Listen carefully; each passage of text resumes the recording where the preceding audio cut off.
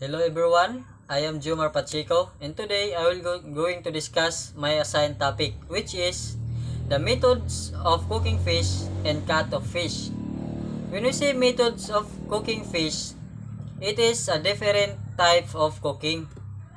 First, the boiling.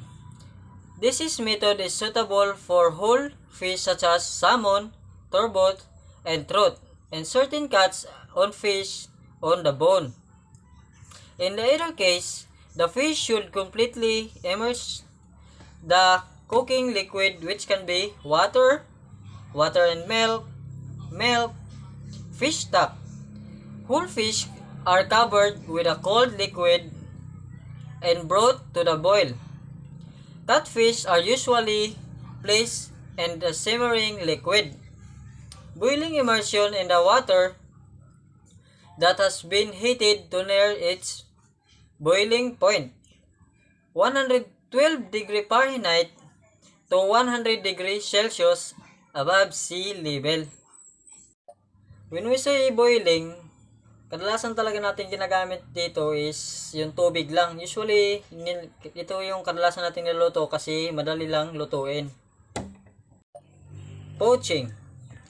This is suitable for small whole fish, cuts, or fillets.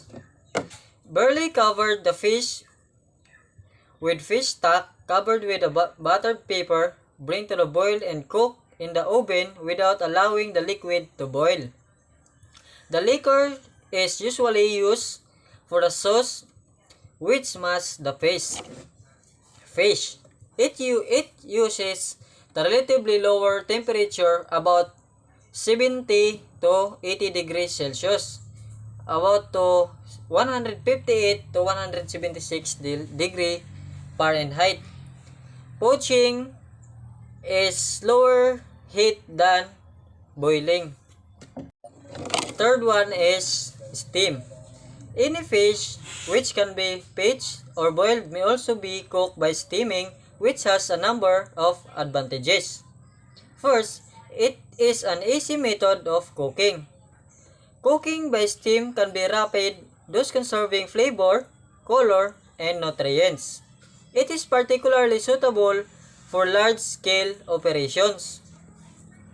Note, fish to be steamed is prepared for cooking in the same way as for poaching.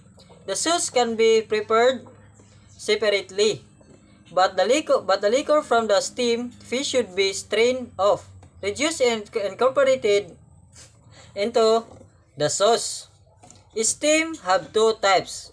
The first type of steam is low pressure steaming, also known as atmospheric, and the second one was the high pressure steaming. Fourth is grilling. This method is suitable for small whole fish, cuts, and fillets. The fish is passed through seasoned flour brush with oil and grilled on both sides. When fish is grilled under the salamander, grill marks may be made with a red hot poker before cooking.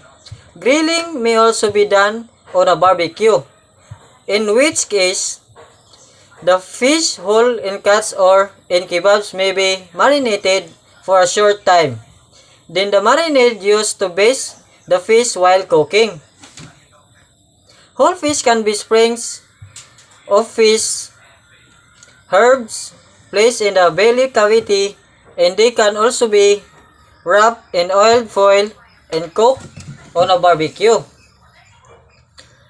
Usually, when we say grill or grilling, ito yung sugba. Grilling usually happen in metal frame over a fire. Shallow frying. This method is suitable for small whole fish, cuts, and fillets. The fish passed through seasoned flour, shallow fried on both sides. Presentation side first. 8. Clarified fat in a frying pan. When the fish is placed on a serving dish or plate and masked with nut brown butter, lemon juice, slice of lemon, and chopped parsley, it is termed marinade. When we say shallow frying, ito yung pagpiprito ng mantika na nasa kalahating level lang yung mantika sa, like for example, is yung piniprito po natin. Hindi po ito napupuno or napalutang yung piniprito. Deep frying. This method is suitable for small whole fish, cuts, and fillets. This can be coated by flour, egg, and crumb, milk, and flour, butter, seasoned flour, egg, and water or milk. The coating forms a surface to prevent penetration of the fat into fish. Deep fried fish is served with a quarter of lemon and or suitable sauce and fried parsley. When we say deep frying, ang pagprito ng may sapat na mantika para matakpan at lumutang ang iyong niluluto, just like a fish. Baking. Many fish whole portion or fillet may be baked in an oven. In order to retain the natural moisture, it is necessary to protect the fish from the direct heat. For example, whole fish, completely covered in a thick coating of sea salt and baked. Wrap in a pastry, puffy pastry, and bake.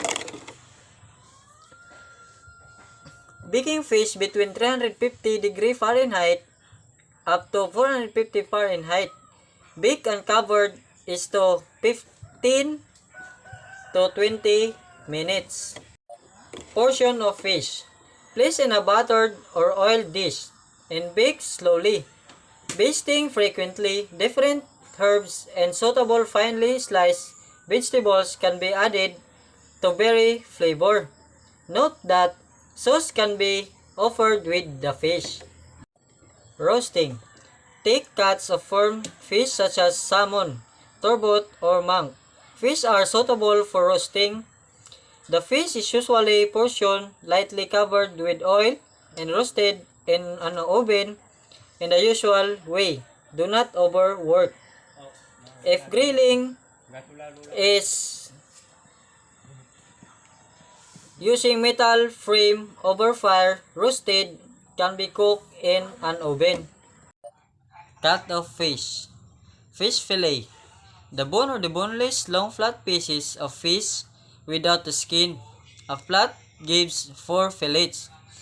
The fillet contains most of the edible portion of the fish. Fillets of larger fish can be cut further into portions. Fillets are extremely versatile cuts that can be used in season, marinate, bake, fried, and saute. And depending on the species, can be found skin on or skin off. When you say fillet, fish fillet, it is a cut of fish without a bone, or most of its portion is edible. Buffet. Fish fillet is laid flat on a table, stuffing is spread on it. Then it is rolled up and tied with a string to keep the shape. A fillet is usually rolled up and then stuffed with vegetables or fruits. Buffet may also refer to a classic French fish dish whereby a thin slice of fish, tuna, sole, whiting, or even anchovy is stuffed, rolled, and secured with string before cooking in a stock. When we say buffet, it is also a cut like a fillet, but it is rolled up and tied with a string. Supreme cut. Large fish fillet cut on a stand away. A supreme cut is a slice of fish cut from a fillet at a slant, and it is considered as the best cut of a fish. A supreme is a boneless cut from a fillet or loin which is cut either as a block cut or bias cut. When we say supreme cut, it is considered as the best cut of a fish. It is also like a fillet which is boneless. Gudgeon's cut. Gudgeon's is a strips of fish fillet approx 8 cm long by 1 cm. Gudgeon's cut is from the fillet of small fish such as sole, or place. This type of cut is basically used for garnishing. Darn cut. A piece of fish cut across and through the bone of a large whole round fish such as cod or salmon. 2 or 2 to 3 cm thick. Darn cuts are skinned and scaled or just scaled such as salmon steaks usually retain the skin. Troncon. Stick or flat fish cut. It is a thick piece of fish, approx 4 to 5 cm. It is cut on the bone from the flatfish like a turbot. Troncon cut of fish is known as fish cutlet or fish stick with bone. Butterfly fillet. A butterfly fillet cuts begins with a fillet.